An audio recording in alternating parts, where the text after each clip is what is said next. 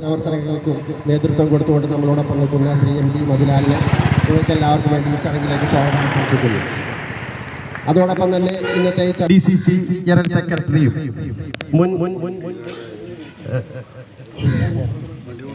Milma ചെയർമാനുമായിട്ടുള്ള Shri MT ജയനെ നിങ്ങൾക്ക് എല്ലാവർക്കും വേണ്ടി ആത്മാർത്ഥമായി സ്വാഗതം ആശംസിക്കുന്നു. അതോടൊപ്പം തന്നെ പറവൂർ നിയോജക മണ്ഡലം UDFിൻ്റെ ചെയർമാൻ ശ്രീ PS രഞ്ജിത്ത് ഏട്ടൻ നമുക്കെല്ലാം വളരെ പ്രചോദനം തന്നുകൊണ്ട് നമ്മളോടൊപ്പം നിൽക്കുന്ന ശ്രീ രഞ്ജിത്ത് ഏട്ടനെ എല്ലാവർക്കും വേണ്ടി സ്വാഗതം ആശംസിക്കുന്നു. കൂടാതെ ഇന്ന് ഈ ചടങ്ങിൽ പങ്കെടുക്കുവാനെത്തിയിട്ടുള്ള കുഞ്ഞിത്തെ സഹകരണ ബാങ്കിൻ്റെ president Shri TC George, booth പ്രസിഡന്റുമാർ, വാർഡ് പ്രസിഡന്റുമാർ ഉൾപ്പെടെ ഇവിടെ കൂടിയിരിക്കുന്ന എനിക്ക് അത്രയും സ്നേഹം നിറഞ്ഞ കോൺഗ്രസിൻ്റെ പ്രവർത്തകരെ, സുഹൃത്തുക്കളെ എല്ലാവരെയും ഒറ്റവാക്കിൽ സ്വാഗതം ആശംസിക്കൊണ്ട് വാക്കുകൾ നിർത്തുന്നു. നന്ദി, നമസ്കാരം. നിയോജക മണ്ഡലം ചെയർമാൻ PS രഞ്ജിത്ത്, മണ്ഡലം vice president Babu, bank president George Thachilakath, മണ്ഡലം ബ്ലോക്ക് തല ഭാരവാഹികൾ, ബൂത്ത് പ്രസിഡന്റുമാർ, വാർഡ് പ്രസിഡന്റുമാർ, മറ്റു ഇന്ത്യൻ നാഷണൽ കോൺഗ്രസിൻ്റെ പ്രവർത്തകർ, സംസ്ഥാന സർക്കാരിൻ്റെ പൂർണ്ണഗതി 50% ഒറ്റയടിക്ക് വർദ്ധിപ്പിച്ചുകൊണ്ടുള്ള തെറ്റായ നയത്തിനെതിരെ വടക്കേക്കര മണ്ഡലം കോൺഗ്രസ് കമ്മിറ്റി നടത്തുന്ന ധർണയാണ് സംഘടിപ്പിച്ചിട്ടുള്ളത്.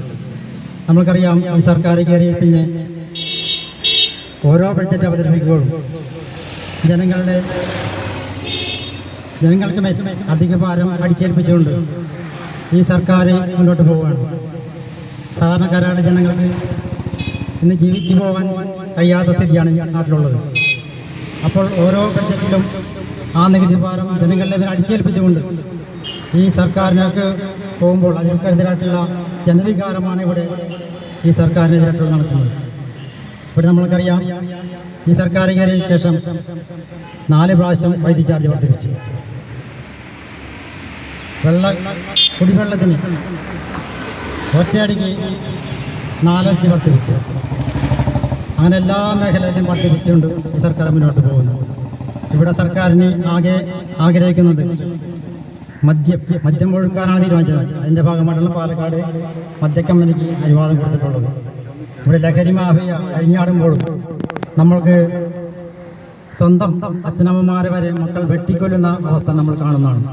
പക്ഷെ അതിനെതിരായിട്ടൊന്നും ഒരു ശബ്ദം ഉയർത്താനോ അതിനെതിരിടാനോ സർക്കാരിന് കഴിയുന്നില്ല. നമ്മൾക്കറിയാം, ചേന്നമംഗലത്ത് 3 പേരെയാണ് അയൽവാസി വെട്ടിക്കുന്നത്. അപ്പോൾ ഇതെല്ലാം സർക്കാരിൻ്റെ ആ പിടിപ്പുകേടാണ്. ആ പിടിപ്പുകേടിനെതിരായിട്ടുള്ള സമരമാണ് നടക്കുന്നത്. നമുക്ക് ഒരു ബോർഡ് നോക്കാറുണ്ട്, പട്ടിയുണ്ടെങ്കിൽ സൂക്ഷിക്കണമെന്ന് പറയും. എന്നതുപോലെ ക്യാമ്പസിൻ്റെ അകത്തൊക്കെ SFI സൂക്ഷിക്കണം എന്ന് ബോർഡ് വെച്ചുള്ള അവസ്ഥയിലേക്ക് എത്തിയിരിക്കുകയാണ്. അപ്പോൾ മറ്റാർക്കും നീതി കിട്ടാത്ത രീതിയിലെല്ലാം ദിവസം തന്നെ കേരളത്തിലെ എല്ലാ വില്ലേജ് ഓഫീസുകൾക്ക് മുമ്പിലും കേരളത്തിലെ ജനങ്ങളുടെ പ്രതിഷേധം പ്രകടിപ്പിച്ചുകൊണ്ട് ഈ ജനവിരുദ്ധ ഗവൺമെന്റിന്റെ ഈ നികുതി രാജിനെതിരെയുള്ള പ്രതിഷേധം പ്രകടിപ്പിച്ചുകൊണ്ട് ഇന്ന് ഇന്ത്യൻ നാഷണൽ കോൺഗ്രസ് നടത്തുന്ന പ്രതിഷേധ സമരത്തിന്റെ ഭാഗമായാണ് വടക്കേക്കര വില്ലേജ് ഓഫീസിന് മുമ്പിലും ഈ സമരം പ്രകടിപ്പിച്ചിട്ടുള്ളത്.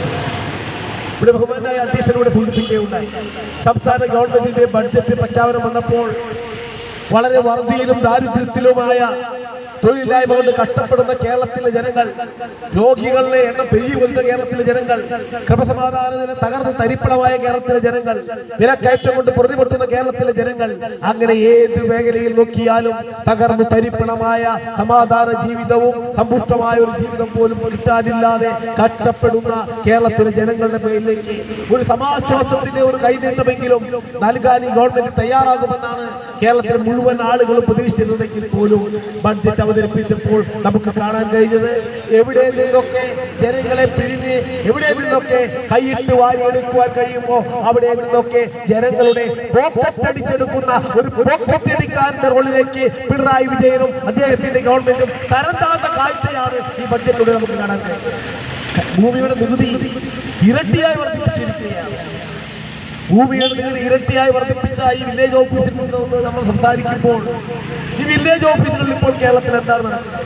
കേരളത്തിലെ വില്ലേജ് ഓഫീസുകളിലെ വില്ലേജ് ഓഫീസർക്കും ജീവനക്കാരുടെയും പ്രധാനപ്പെട്ട പണി റവന്യൂ റിക്കവറി അല്ലെങ്കിൽ ജപ്തി നടപടികളുടെ പണം പിരിക്കുന്ന ജപ്തി ദല്ലാളന്മാരായി വില്ലേജ് ഓഫീസിന്റെ ആളുകൾ മാറിയിരിക്കുന്ന ഗതികൂടിലൂടെയാണ് കേരളം കടന്നുപോകുന്നത്. പിണറായി വിജയൻ ഒരു രാജാവിനെ പോലെ മാറിക്കൊണ്ട് വീട്ടിൽ നിന്ന് പുറത്തിറങ്ങി സംസ്ഥാന പാതയിലൂടെ സഞ്ചരിച്ചാൽ സഞ്ചാര സ്വാതന്ത്ര്യത്തിന് പോലും നികുതി ഏർപ്പെടുത്തിയ ഒരു ഗവൺമെന്റായി ഈ ഗവൺമെന്റ് അതപ്പതിച്ചിരിക്കുകയാണ്. ക്രമസമാധാനം ഇപ്പോൾ നമ്മളിവിടെ സമരം തുടങ്ങാൻ നിന്നപ്പോഴേക്കും പിണറായി വിജയന്റെ പോലീസ് വന്ന് പടമെടുത്തുകൊണ്ട് പോകുന്നു. അടിമയാണ്, അയാളിൽ നിന്നും തങ്ങൾക്ക് ജീവന് സംരക്ഷണം വേണമെന്ന് ആവശ്യപ്പെട്ട് ഈ വടക്കേക്കര പോലീസ് സ്റ്റേഷനിലെ സ്റ്റേഷൻ ഓഫീസർക്ക് ആ അയൽവാസിയായ വീട്ടുകാരൻ പരാതി നൽകിയിട്ട് തിരിഞ്ഞു നോക്കാതെ നടപടിയെടുക്കാതെ അവന്റെ കൊലക്കത്തിക്ക് ഇരയാകുവാൻ ആ പാവങ്ങളെ പറഞ്ഞുവിട്ട കേരളത്തിന്റെ പോലീസ്, പിണറായി വിജയന്റെ പോലീസ്, ഇത് നാട്ടിൽ